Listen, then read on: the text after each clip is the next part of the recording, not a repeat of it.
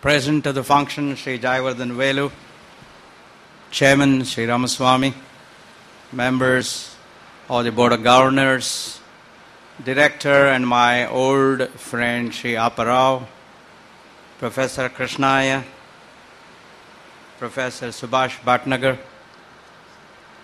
distinguished guests, parents, industrialists, and most importantly, my young friends. This is my second visit to the citadel of Tamil literature. This visit to the temple city of Madurai brings back fond memories in me. I was here a good 42 years ago, when most of you at the back were not born, when I was a student like several of the young people here. To me, this never sleeping and ever active city of Madurai is a perfect blend of history and modernity. I am extremely fortunate to deliver this year's lecture in the memory of Shri Tyagaraja Chettiar. I take this opportunity to pay my respects to Shri Karamuttu Tyagaraja Chettiar, one of the great philanthropists of this country. His business acumen and unwavering focus on contributing to society have brought in significant changes in the lives of thousands of people. His leadership was not just restricted to the domain of business, but extended to education and to philanthropy. During his lifetime, he founded more than a dozen textile mills, established financial institutions, and set up schools and colleges. His contribution to education epitomized the Sanskrit saying, Gnanam Paramabalam, that is, the knowledge is the supreme force. I am indeed elated to be in front of such a diverse set of individuals, students, teachers, parents, industrialists, and of course, well-known academicians from Madurai and elsewhere. Of course, for all this honor, I am extremely grateful to my dear old friend Mr. Apparao, Appa as we called him those days in early 70s, an extraordinary gentleman, and clearly among the smartest, perhaps the smartest, in the large research team that worked at the Indian Institute of Management, Ahmedabad, during the early 70s. Today, I have chosen the theme being a global manager. A global manager to me is a management professional whose aspiration is global, who benchmarks performance on a global scale, whose mind isn't constrained by national boundaries, and who is comfortable in dealing with multiple cultures. I will use the masculine term he to denote both male and female managers just for brevity's sake. Some of you here are already global leaders and managers. We have seen excellent example amongst the awardees here today. Some are in the process of becoming so, while several young folks here at the back aspire to become global managers. I hope you will find my talk worth your while. Folks, we live in an extraordinary era. Never before was the competition so intense as it is today. Opportunity is so huge and challenges so daunting. It is all because of one significant phenomenon, and that is globalization. What is globalization? There are many examples, many definitions of globalization, but let me give you one that I have been using for the past 25 years, and that is globalization is sourcing capital from where it is cheapest, sourcing talent from where it is best available, producing where it is most cost effective, and selling where it is most profitable without being constrained by national boundaries. Well-known writer, my friend Tom Friedman, calls such a paradigm a flat world. In this flat world, every nation that has something to contribute to the global bazaar can indeed improve the lives of not just her own people, but people throughout the globe, the rich and the poor, the urban and the rural, the powerful and the weak, the educated and the not so educated. Never before in the last 200 years did the developing countries have an opportunity to take their share of limelight as they have today, thanks to globalization.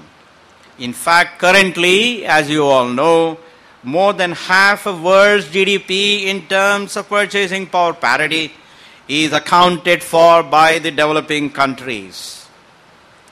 The US air travelers going from John F. Kennedy Airport to Ithaca flying the Embraer aircraft from Brazil, well-known Wall Street companies running heartbeat systems designed by Indian software engineers, the Indian companies and the Indian operations of companies like Intel, Cisco and Texas Instruments, filing 1,000 patent applications with the US Patent Office in 2004 alone, and sophisticated electronic gadgets like iPod manufactured in China and filling the shelves of Best Buy in the United States are all good examples of the global integration and the contribution of the developing world to the globalization phenomenon.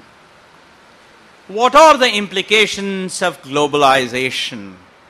First, corporations worldwide will face extremely intense competition as innovation could come from anywhere in the world, that is, both developed and developing nations. That's the first implication. Second, the lifestyles of people across nations, developed as well as developing, will undergo transformation. In the case of developed nations, consumers will find imported products cheaper and better. In the developing nations, millions will be pulled out of poverty as the disposable incomes will increase on account of improved employability and enhanced per capita incomes. Third, the consumer base will shift to developing countries thanks to their growing economies, higher disposable incomes, and demographic differences, with countries like India having larger population in less than 30 age category. Thus, my young folks, you will have to stop thinking of just the rich consumers of developing economies as you join corporations and start marketing your products and services. Fourth, innovation will indeed become key to the success of any corporation, because there are so many competitors who will commoditize your innovation quickly. You will have to learn to innovate faster than your competitors.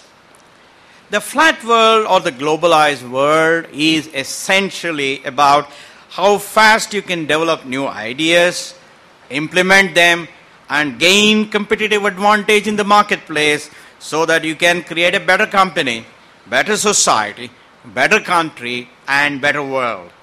Thus, people will indeed become the key differentiators, and they must be led by able managers. This is where the global manager, of whom I am sure several of you will become, would play a very important role. What are the attributes of a good global manager? First, you have to be a great leader. A successful manager must be a great leader.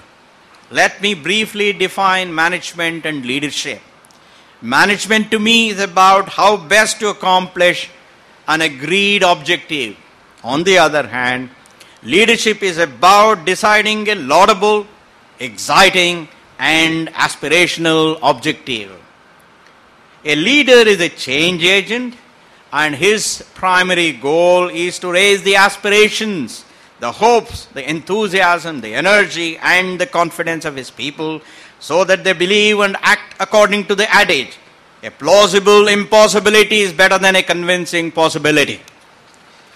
For a corporation, an institution, or even for a nation to succeed, leaders must create a powerful vision, lead their people from the front in moving towards that vision, empathize with their people, understand their psyche, fuel their hopes, and keep their aspirations high. If you want to be a great leader, my young friends, remember and act according to the words of late Robert Kennedy, who said, "Most people see things as they are and wonder why. I dream of things that never were and say, why not?" To me, just this sentence sums up the opportunities and challenges of a great leader. Leadership by example, in my opinion, is the most powerful instrument a leader has to get the best out of his people. Thus, a leader cannot be lackadaisical or have a suspect value system because the followers always watch his actions and are likely to imitate him. Let me remind you all what Lord Krishna told Arjuna at the start of the moral war in Bhagavad, as recounted in Bhagavad Gita. And I quote him. Krishna says, "Arjuna, if you fail to do what is to be done, others will follow your behavior because people look up to you as their leader, whether you like it or not." Unquote. In modern times, my young friends, the best example of leadership by example was demonstrated by Mahatma Gandhi, father of our nation. In every act of his, he walked the talk and practiced the precept.